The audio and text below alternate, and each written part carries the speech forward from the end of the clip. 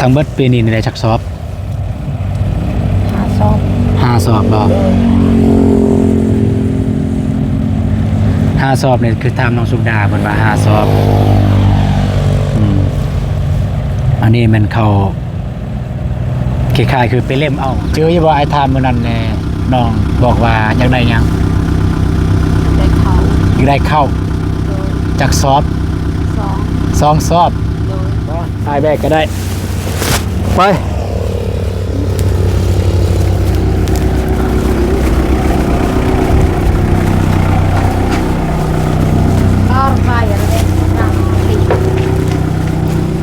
อขอบอกขอบใจหลายๆเด้อขอขอบอกขอบใจหลายๆเด้อเอื้อยอย่าฟังไทยอยู่ฟังไทยหรือว่าผู้ใหญ่ใจบุญที่ซื้อข้าวมาให้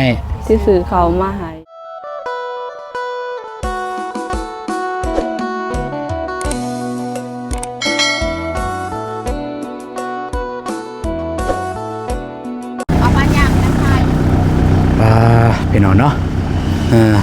บาตูนก็ได้เดินทางมาหอดจอดถึงแล้วบ้านแบงเป็นบ้านแบงเมืองท่าแตงแขวงเสกองเป็นเนาะมาเยี่ยมยามทางน้องสุกดากับน้องกับครัวน้องสุกดากับครัวน้องก้งตาถ้าผู้ใดได้เบิ่งในคลิปของทีมงานเฮาเก็บเบาอนงเก็บเบาเจ็บคลิปบาตูนเองถ้าผู้ใดได้เจอบาตูนได้มาหาน้องสุกดามื้อนั้นเป็นเนาะก็ได้ถามน้องเพิ่นว่าน้องเพิ่นอยากได้หยังน้องเพิ่นว่าน้องเพิ่นจะได้ข้าวพน้อยก็ได้บ่ตูนได้ซื้อข้าวเรียบร้อยแล้วสอบนึงเนาะบ่ตูนได้รับงบจากผู้ใหญ่เพิ่นได้เห็นคลิปมื้อนั้นแล้วก็ให้บ่ตูนมาหาทางน้องสุดาเพิ่นแล้วก็ให้ซื้อข้าวสอบนึงเพิ่นว่าให้ซื้อข้าวสอบนึงให้แน่เพิ่นว่าให้น้องสุดาเพิ่น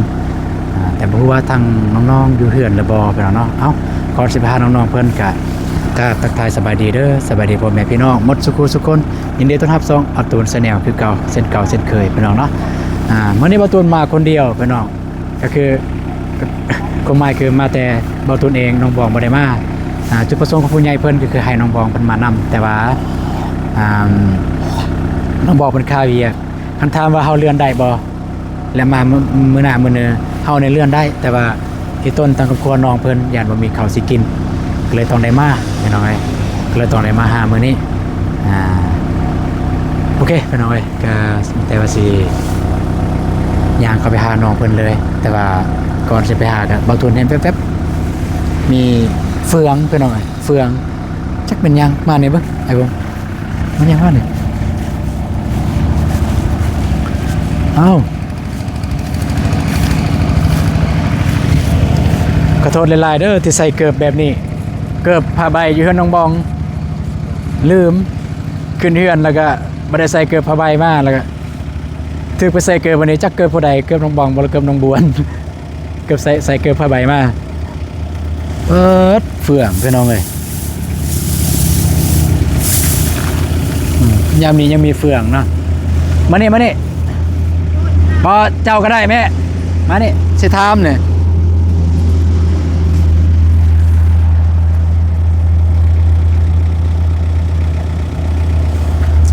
ไปเอาเฟืองมาแต่ใส่เนี่ย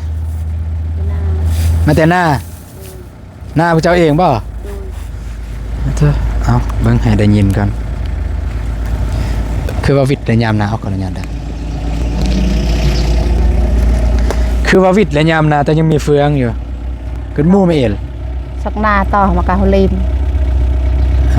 ไปเอาโอกาวีอันนี้ไปเก็บเล่มบ่เนี่ยแล้วว่าเก็บเกี่ยวยังไม่ทันได้แล้วบ่เกี่ยวเข้า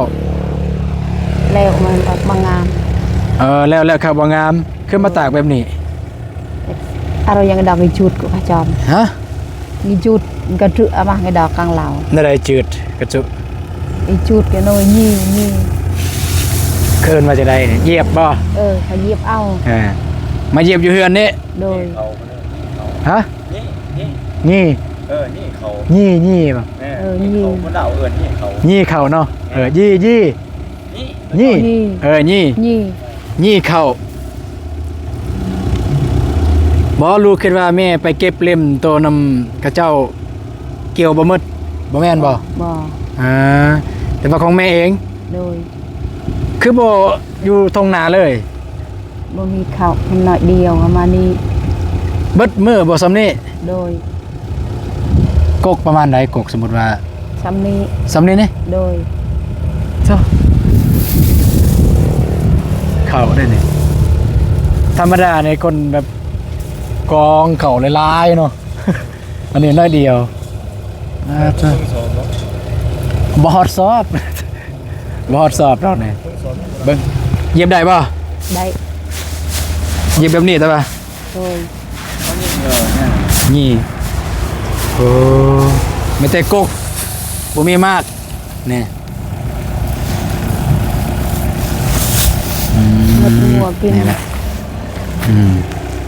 งัวกิน โดย เออยังบอกเขาอยู่หนาแล้วว่าเบิดแล้ว หมดเลย เบิดแล้วเบิดสำนี้แล้ว หมดซ้ำนี้เลย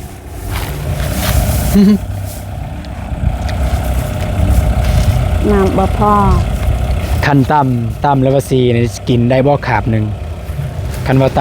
ำเอาไปซีแล้วก็มาหนึ่งนั่นได้บ่ขาบหนึงกินข้าวนะ ได้ ได้เนาะ3 คนก็น่าจะได้อยู่ขาบหนึงอยู่พี่น้องเอ้ย บ่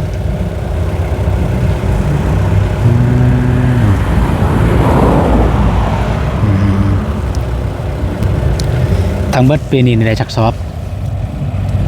หาซอบ 5สอบบ่ โดย 5สอบนี่คือตามน้องสุกดาเพิ่นว่า5สอบอันนี้มันเข้าคล้ายๆคือไปเล่มเอาพี่น้องเอ้ยไปเล่มเอาเข้าที่มันบ่คล้ายๆคือแบบเฮาแบบบ่เห็นตอนนั้นแล้วมันตอนนั้นมันจะบ่แก่แน่มันจะบ่สุกแล้วไปเล่มเอาตอนนี้เพราะว่ามันหากระสุกตามเบิ่งได้เนี่ยถ้ามันสุกตอนนั้นคือแล้วตอนนั้นเลยแหละเนี่ย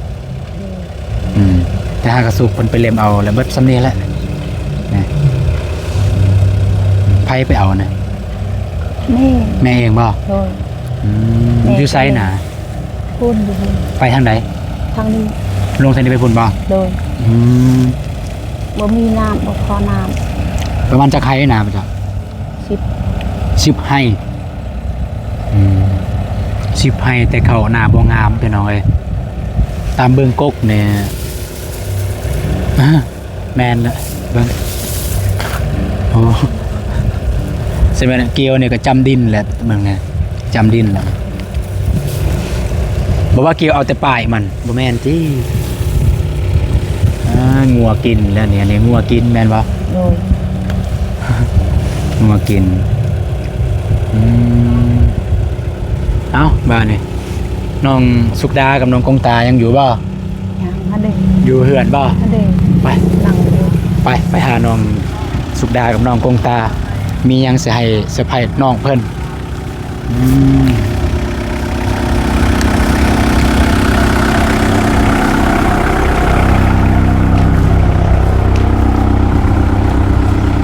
นั่งดอกกระสับ เอ้าน้องกงตาน้องสุกดาคือหน้าตาเป็นแบบนี้สบายดีเด้อ สบายดี เมียนก่อนใส่น้องสุกดา ไปไทย สุกดาไปไทย โดย เอ้าน้องสุกดาบ่เห็นจะเบิ่งใหม่ไหมใหม่โอเคเอาน้องกงตาก็ได้เอาเราทาทางน้องกงตาก่อนน้องสุกดาก่อนพี่น้องเอ้ยเพิ่นไปท้ายบ่ แมน ไปไสมื้อนั้นน่ะว่า ไปลิน ไปลิ้นสิลิ้นไซแมลงนะ บ่ได้ลินไซ บ่ได้ลิ้นไซเลย บ่ อยู่เฮือน แมน แมลงในฮู้บ่วันยังแมลงนะ เขาดาววันที่31 ฮู้เนาะเคยบ่ข้าวดาว บ่ บ่เคยเลย บ่ เจ้า น้องเพิ่นบ่เคยข้าวดาวเพิ่นว่าเฮ้ยก็เราทาทางน้องสุกดาไปน้องเพราะว่ามื้อนั้นแหละมื้อนั้นอายมามื้อนั้นแหละมาเห็นน้องสุกดาก็เลยถ่ายน้องสุกดาเพิ่นแล้วก็ถามเพิ่นว่าอยู่ในเฮือนนี่มีข้าวกินบ่เพิ่นว่าบ่มีเพิ่นว่าข้าวปีนี้ได้แต่5ซอบข้าวหนาแม่นแล้วบ่แม่นแล้วตัว แมนความจริง อยู่ไซเขาตอนนี้ในเล่าบอกแล้วว่า ในเรา ทอกแล้วบอกแล้วว่ายังเป็นสอบอยู่ ทอกก็ ทอกแล้วบอกแล้วว่าเป็นสอบเบิ่งใดว่าเขา ได้บน เบิ่งใดว่าฮะ ข้าวก็ซื้อก็มี เขาซื้อเติมร่วมกับเขาซื้อเติมกับเขาผู้เจ้าเอง ใส่ปนกันเลยลายบ่ซื้อซี่สอบเบิ่งใดบ่เราเขายันว่าพ่อแม่พี่น้องว่าบ่ซื้อว่าเขาทั้งหมดทั้งบนในปีนี้ทางน้องเพิ่นได้ปริมาณเขาได้หลายน้อยซำใดเอามาน้องสุกดาพี่น้องเอ้ยนี่มาแล้วก็ละรองานนี่ สบายดีเด้อน้องเด้อมาแต่ไสเข้าห้องน้ำคือว่าได้ยินแม่ว่ากินลูกเจ็บท้องบ่ตัวเฉียดได้ตัวมา ไปห้องหมอบ่ฮะบ่ไปโอเคพี่น้องเลยสิไปเบิ่งเข้าในเราพวกน้องกันยันว่าพ่อแม่พี่น้องว่าบ่เชื่อว่าได้เข้า5 สอบพาอ้ายไปเบิ่งเข้าพวกน้องได้บ่ในเราบ่ได้คลำติคลำบ่ฮะคลำคันคลำก็บ่ไปซั่นคันคลำบ่ไปเบิ่งโอเคลูกบ่ได้บ่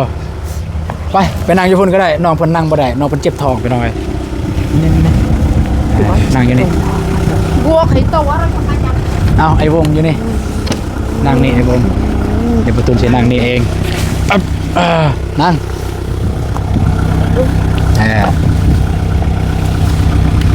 บัดนี้ก็ครบหน้าครบตาพี่น้องเอ้ยทั้งแม่น้องกงตาแล้วก็น้องกงตาแล้วก็น้องสุดดาแต่ว่าคำสัมภาษณ์เนี่ยคือกันเลยพี่น้องโดยเฉพาะเข้ากินติดเคยถามน้อง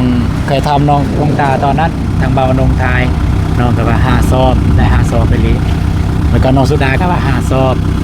แล้วก็ทางแม่ก็ว่า5 สอบเด็กบ่ได้นัดบ่ได้หยังแล้วก็เพิ่นว่าคลำไปทายอยู่เล่าเข้าบ่ได้ถ้าทายได้บ่ทุนทายเบิ่งเลยว่าแม่นหรือบ่แม่นสำหรับบ่ทุนเองบ่ทุนเสือว่าเพิ่นได้5 สอบเพราะว่าเห็นสภาพก็เป็นจริงนี่ก็แม่นแหละแล้วก็ยังพ่อแม่พี่น้องเห็นเข้าที่ทางแม่น้องๆเพิ่นไปเก็บเล่มจากที่เรือคือเรือจากงัวกินเป็นว่างัวกินข้าวหน้าโอเคเจออยู่บ่ไอ้ทามมื้อนั้นแน่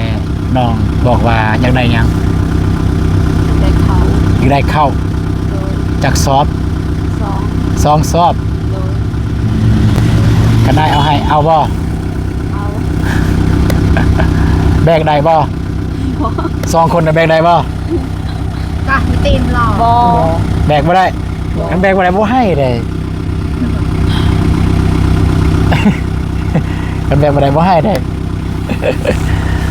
เอาเพิ่นอะไรหยอกน้องเพิ่นเข้าประเด็นเลยบ่ตูนถามทางน้องสุดาตอนนั้นตอนเอามาหาน้องเพิ่นบ่ตูนก็ถามว่าเขาในเฮือนเบิดปีเฮ็ดข้าวหน้าได้จักสอบเพิ่นว่าบ่ตูนถามนะแล้วน้องเพิ่นว่าได้แต่5 สอบ5 สอบนี่ก็ถามว่า5 สอบนี่กินได้จักเดือน3 คนประมาณจักเดือนแล้วที่ว่ามัน2บ่2 เดือนเพิ่นว่าและถ้าสอบ1เข้าซานเนี่ยกินได้จักเดือน3 คน เดือน1หมดเดือน1หมดถ้ากินประหยัดเด้ กินประหยัดได้เดือน กินประหยัดได้เดือนหนึงถ้ากินเปลือง ใช่ กินเปลืองมื้อหนึงหมด บอลเลย เพราะว่า1แล้วทิปเลยให้เห็นหมูแมวมาก็โยนทิปโยนให้อันนี้กินเปลือง แม่นบ่โอเคมื้อนี้อ้ายได้ซื้อข้าวมาให้เด้อเพราะว่ามีผู้ใหญ่หรือว่า FC เพิ่นเห็นคลิปน้องเพิ่นเห็นคลิปอ้ายนี่แหละถ่ายน้องมื้อนั้นน้องว่าน้องจะได้ข้าว2 สอบแต่ว่าอ้ายได้ซื้อมาแล้วสอบหนึ่ง ไปซื้อมาละสอบหนึ่งทางทางผู้ให้นี่สิบอกก็คือเพิ่นอยู่ฝั่งไทยเพิ่นเป็น FC เพิ่นเบิ่งทีมงานเฮาตลอดแล้วก็เพิ่นเห็นอ้ายถ่ายน้องเพิ่นอยู่จังหวัดประจวบอยู่ภาคใต้เป็นแหล่งภาคใต้ของไทยอยู่ประจวบซิลิคันประจวบนั่นพวกนี้แหละเพิ่นน่ะครอบครัวเพิ่นเนี่ยบ่สบายครัวเพิ่นเป็นมะเร็งพยาธิมะเร็งระยะสุดท้ายแต่ว่าเพิ่นยังมีน้ำจิตน้ำใจเกิดว่ามีน้ำใจอยากซอยเหลือน้องแล้วก็ครอบครัวของน้องเนี่ยขนาดคิดเอาขนาดเพิ่นลำบากเด้ลำบากเด้เพราะว่าเบิ่งผัวบ่สบายเด้ผัวติดคนพิการเนาะสมัยพิการแล้วเนาะมะเร็งเนาะมะเร็งระยะสุดท้ายนะเพิ่นว่าเพิ่นเป็นเครียดนำที่เบิ่งผัวแล้วก็มาเบิ่งคลิปเฮาแล้วเพิ่นว่าเฮาแล้วทุกข์กว่าเล่าอีกเพิ่นว่าแต่สำหรับเฮาคิดว่ามันเล่าแล้วทุกข์กว่าเพราะว่าเราเบิ่งผู้ป่วยเด้เบิ่งผู้ป่วยแล้วก็ใส่จ่ายในแต่ละเดือนเด้จากซื้อข้าวซื้อน้ำป้อนข้าวป้อนน้ำให้ผัวเป็นมะเร็งแล้วก็เพิ่นมาเห็นครอบครัวพวกน้องแล้วเพิ่นว่าเพิ่นรู้สึกว่าพวกน้องทุกข์กว่าเพิ่นอีกเพิ่นก็เลยตนเพราะว่าเพิ่นเห็นคำสัมภาษณ์มื้อนั้นเพราะว่าน้องว่าจังได้เข้าอันอื่นอยากได้คือกันแต่ว่าอยากได้แฮงคือเข้าอยากได้แฮงแล้วเพิ่นเห็นอยู่วันนั้นแหละเพิ่นก็เลยโอนเงินมาให้อ้ายแล้วก็ให้อ้ายซื้อข้าวมาให้พวกน้องสอบหนึ่งน้องคอบ่แม่นน้องคอดอกน้องว่าอยากได้เนี่ย2 สอบ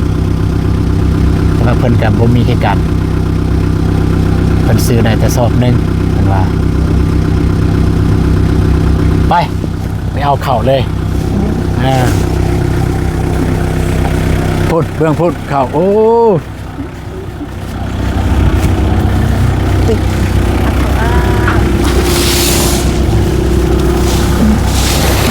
เป็นว่า50 โลบ่ฮู้ว่าฮอดบ่ฮอดบ่เอาดึงเลยเอ้ยเจาะเอ้ยดึงแห้งเนาะกงตาเนาะ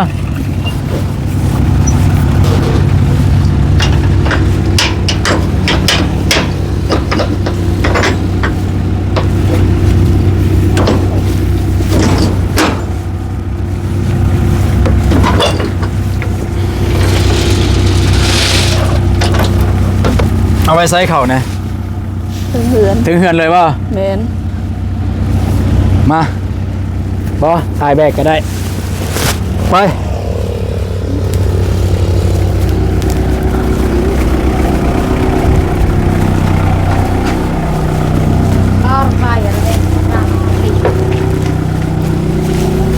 ได้บ่ฮะ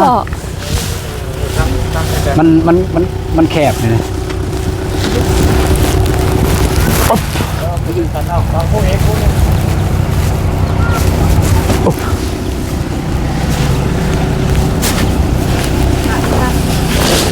ขึ้นมาเลยพงเอาขึ้นมาเลยอยู่นี่เลยขึ้นมาแต่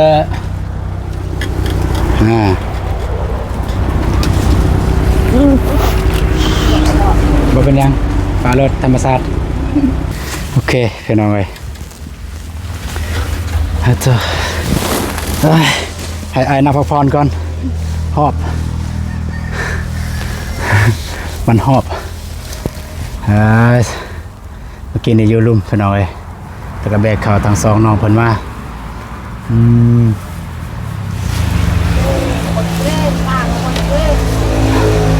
เอาไม้ให้น้องสุกดาเนี่ยบ่ได้ยินเสียงบ่ได้เป็นเอื้อยบ่ได้เป็นน้องปะเจ้าข่อยเป็นเอื้อยจะเป็นเอื้อยบ่อันนี้เป็นน้องโดย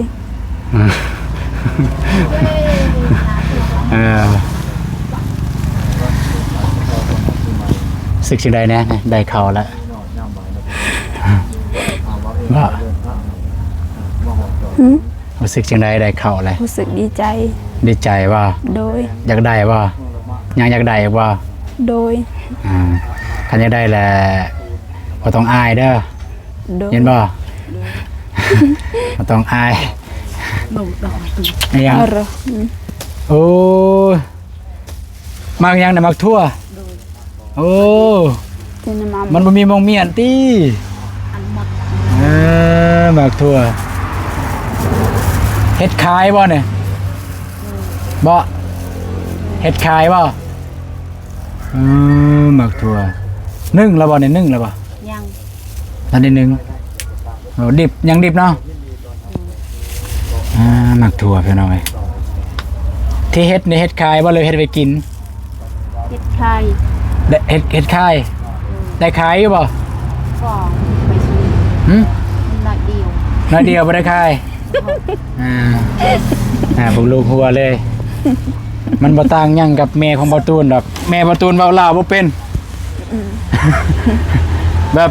เกิดพูนอยู่เมืองกะลึมบ่ได้เรียนหนังสือเว้าลาวบ่ค่อยเป็นปานใดแต่ว่า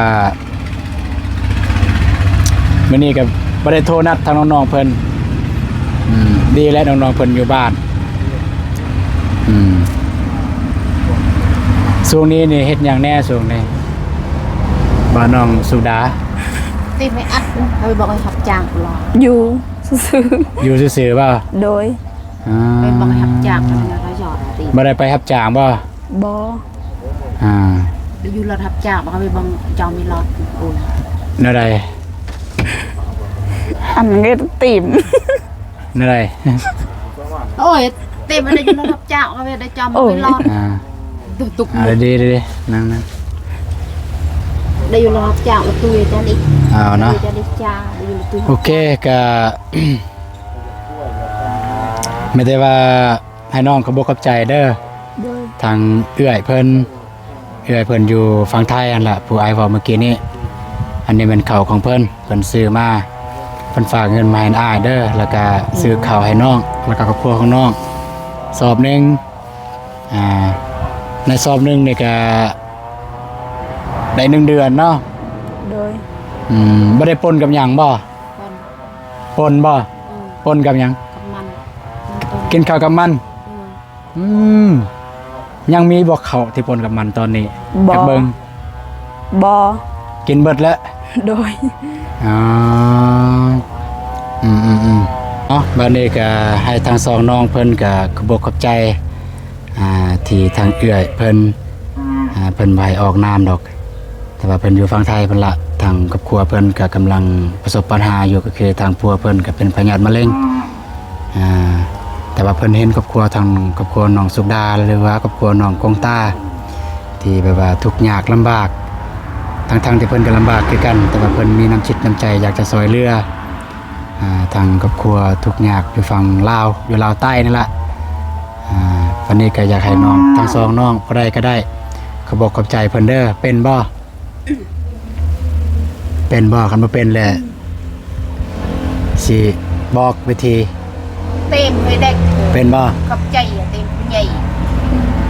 น้องอะไรจะนี่น้องคุณทัน บัดนี้ก็เอ้าเดี๋ยวไอ้สิเว้าก่อนเด้อแล้วเว้าน้ำหลังเด้อเว้าทั้งสองคนเลยเด้อ โดย ก่อนอื่นหมด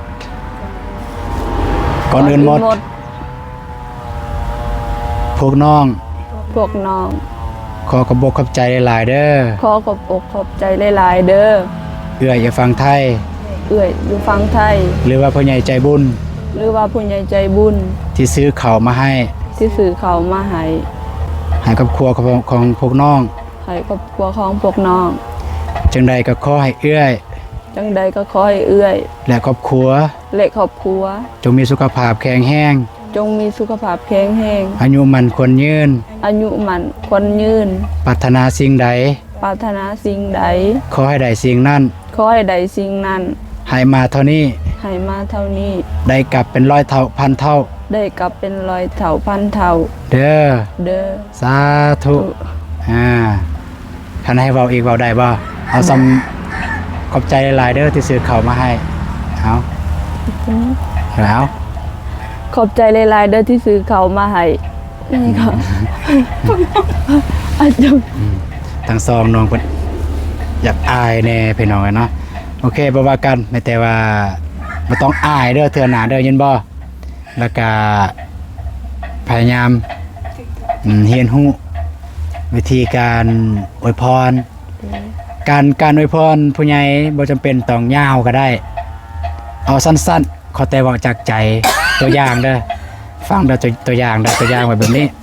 ตัวอย่างว่าเฮาได้รับเครื่องจากผู้ใดก็แล้วแต่เฮามาแต่ตัวอย่างเพิ่นให้หยังก็แล้วแต่คือจังซี่นะสมมุติว่าจังซี่นะเพิ่นคือจังซี่แหละเข้าเนาะจังซี่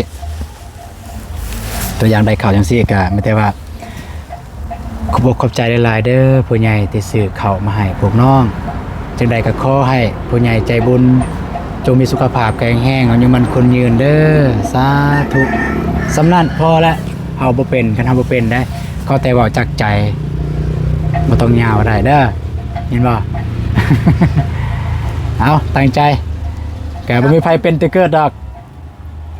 บ่มีไผเป็นแต่เกิดคนเฮามันต้องมีจุดเริ่มต้นจุดที่เฮาเรียนรู้ก็บ่แม่นแต่พวกน้องดอกแนวนี้พวกอายไปถ่ายปู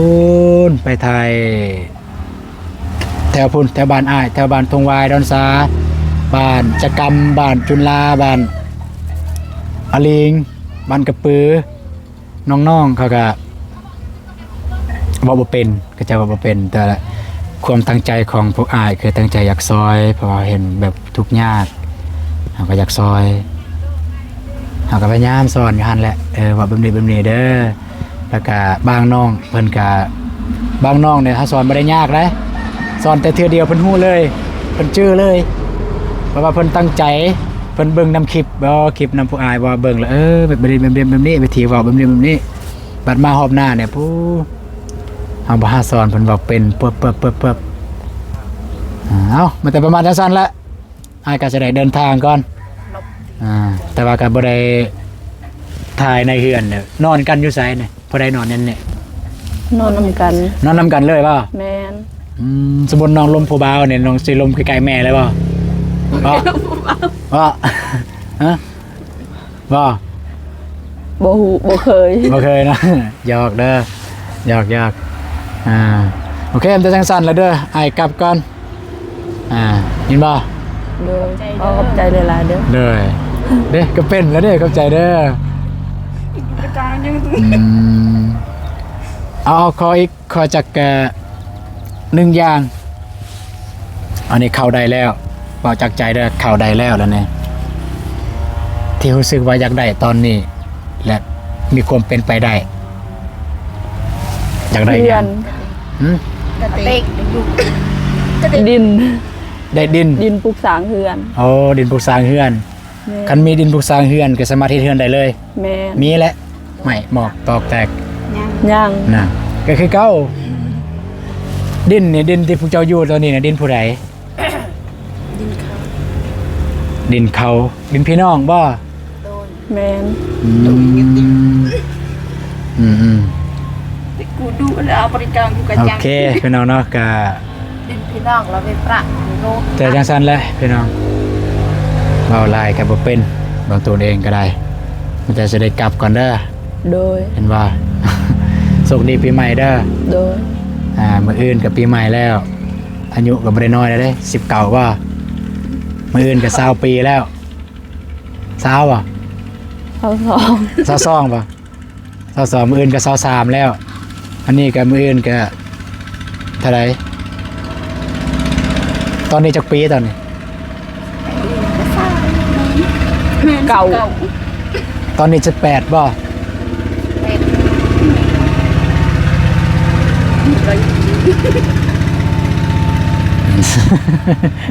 เก่า 19มื้ออื่นก็20แล้วกันซั่น จะได้ก็เป็นผู้หูของพ่อของแม่เด้อ โดย ตั้งใจเฮ็ดเวียกเฮ็ดงานซอยแม่ เพื่อได้เงินมาซื้อข้าวถ้าเหลือจากซื้อข้าวก็ได้เงินมาซื้อดินไว้เฮ็ดเฮือนเด้อ โดย กลับก่อนมาใหม่กลับก่อน เนาะพี่น้องก็ประมาณนี้เนาะสำหรับทางซองน้องเพิ่นก็ยังอยากอายอยู่พี่น้องเอ้ยยังอายอยู่เว้าแล้วก็แบบอยากหัวบ่ตูนเข้าใจอยู่เพราะว่าบ่เคยเข้ากล้องพี่น้องเอ้ยบ่เคยเข้ากล้องบ่เคยมีไผมาถ่ายก็อยากอายแน่ก็บ่ว่ากันพี่น้องก็นี่โอเคเนาะก็สำหรับคลิปนี้บ่ตูนก็สิขอจบคลิปตัวนี้ก่อนพี่น้องเนาะก่อนเดินหมดก็ต้องมืดเลยอยู่นี่ก็ก่อนเดินหมดต้องขอบอกเข้าใจหลายๆเด้อทางเอื้อยที่ส่งเงินมาให้แล้วก็ให้เบาตูนแล้วก็น้องบองเป็นสะพานบุญเพื่อได้ซื้อเขามาให้ทางน้องๆเพิ่นจำนวน1 ซอบจะได้ก็ขอให้เอื้อยแล้วก็ครอบครัวจงมีสุขภาพแข็งแรงอายุมันคนยืนปรารถนาสิ่งใดขอได้สิ่งนั้นดังสมการปรารถนาเด้อให้มาเท่านี้ได้กลับเป็นรอยเถาเป็นเถาเด้อที่สำคัญก็ขอให้ทางผู้เอื้อยหายเจ็บหายป่วยจากพยาธิที่เจออยู่ตอนนี้เด้อเอื้อยเด้อสาธุโอเคพอกันไว้สำหรับคลิปนี้บางตูนขอกล่าวคำว่าสบายดีเด้อพี่น้องไงไปแล้วเจอกันในคลิปต่อไป